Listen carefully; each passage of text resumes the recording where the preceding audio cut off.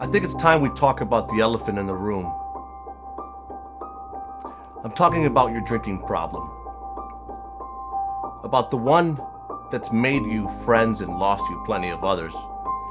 Lost your family and has had you in a perpetual cycle of toxicity. I'm talking about the one that you excuse as social. The one that you know is a stimulant to take out that person inside of you that you're afraid to show otherwise.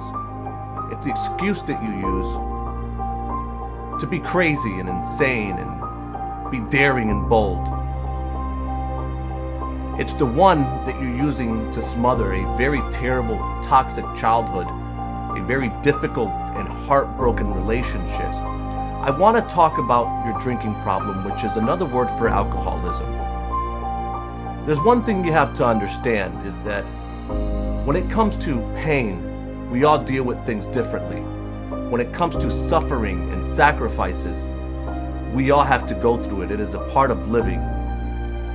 And I understand the trauma that comes with a very abusive childhood, one where you've been neglected or rejected, one where you have an alcoholic parent, one where you've been abused physically, verbally, one that's left you seared with psychological issues. You know, I understand what it's like to revert to drugs or alcohol in order to escape your reality, because as we all know, reality sucks sometimes, and so do people. People don't have your best interest in mind.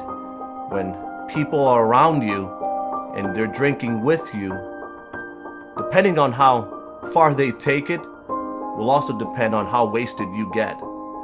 It's not that you don't know what's going to happen, is that you don't have any breaks, you don't stop. See, when you have an addiction, you run with that addiction to see how far it'll get you. And then when you find out what it did to you the night before, you regret it, you feel ashamed. But after so many attempts of trying to stop it and you find yourself repeating the same cycle again, you just give up. You give up and you surrender and you say, this is what it's going to be. And I'll be damned if somebody ever shames me or makes me feel bad about it. They don't know. They don't have a clue. They don't have an idea. They don't know what it's like to have to be me. They will never, ever understand. And there'll be nobody that will ever understand until you find somebody who puts up with your crap. And then you find somebody who is willing to nurse you and take care of you. And then you realize that the bottle isn't more important, so you switch from the bottle to love and you become addicted to that. And you try to give that person everything and whatever it is that you feel that they need, and at the time you're expecting some in return. When you don't feel it's reciprocal, what do? You revert back to the bottle.